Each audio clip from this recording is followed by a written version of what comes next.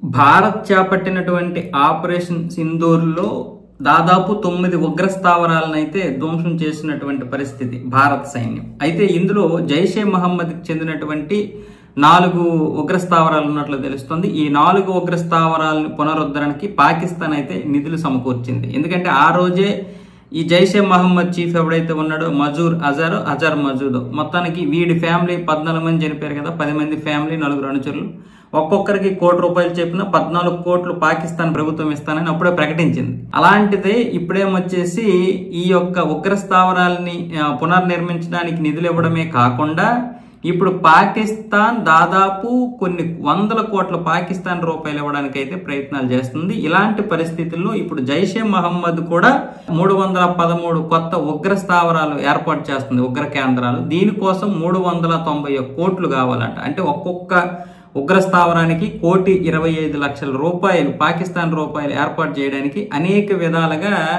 ఈ ఆన్లైన్ ప్లాట్ఫామ్లు అయితే చూస్తుంది జైషే మహమ్మద్. అంటే ఒకవైపు పాకిస్తాన్ ఏమొచ్చేసి ఈ యొక్క వీళ్ళకి ఫండింగ్ ఏర్పాటు చేయడానికి ప్రయత్నాలు చేస్తుంటే, జైషే మహమ్మద్ కూడా ఇతరుల నుంచి, అంటే భారతదేశంలో ఉన్నటువంటి కొంతమంది, అలాగే పశ్చిమ దేశాలు, ముస్లిం కంట్రీస్ ఉన్నాయి కదా, వాటి నుంచి కూడా నిధులు రాబట్టడానికి సదాపే, ఈజీ పైసా, ఈ రెండింటిని ఉపయోగించుకుంటూ కొన్ని డబ్బులు అయితే, అంటే దాదాపు 391 కోట్లు పాకిస్తాన్ రూపాయలు అయితే ఏర్పాటు చేయడానికి ప్రయత్నాలు చేస్తుంది. ఇప్పటికే ఆ ఉగ్ర స్థావరాలు ఏర్పాటు చేయడానికి సానుభూతి పరులకైతే ఇన్ఫర్మేషన్ ఇచ్చింది.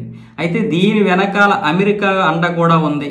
అమెరికా ఇలాంటిది చూసి చూడనట్లుగా వ్యవహరించాలని ఇంతకుముందే పాకిస్తాన్ ఒక ప్రపోజల్ పెట్టినట్లుగా తెలుస్తోంది. పాకిస్తాన్ ఇప్పటికే అమెరికాకి దగ్గర అవడం, అలాగే అమెరికా కూడా ఇప్పుడు పాకిస్తాన్కి దగ్గర అవుతూ కొన్ని కార్యక్రమాలు చేయడం, అలాగే వాణిజ్య సముదాయాలు, వాణిజ్య సంబంధాలు నెరవేర్చడం జరుగుతుంది కదా. ఇప్పుడు అమెరికా అంటతోటి ఇప్పుడు కొత్తగా 313 ఉగ్ర కేంద్రాలు ఏర్పాటు చేస్తుందంటే, ఇది కూడా చూడండి, ప్రతి 3-4 నెలలకు ఒకసారి ఈ ప్లాట్ఫామ్లు మార్చేస్తుంటారు. అంటే ఈ ఆన్లైన్ ఏదైతే ఉన్న యాప్లో ఆ డబ్బులు ఏమొచ్చేసి కలెక్ట్ చేస్తారు. తర్వాత ఏమొచ్చేసి జైషే మహమ్మద్ ఎవడైతే ఉన్నాడో మజూర్ అజీద్, వాడి అకౌంట్లోకి పడేస్తారు. ఆ తర్వాత ఏమొచ్చేసి దాన్ని డ్రా చేయడానికి కొంచెం తక్కువ మొత్తంలో ఎక్కువ అకౌంట్లోకి పంపిస్తారంట.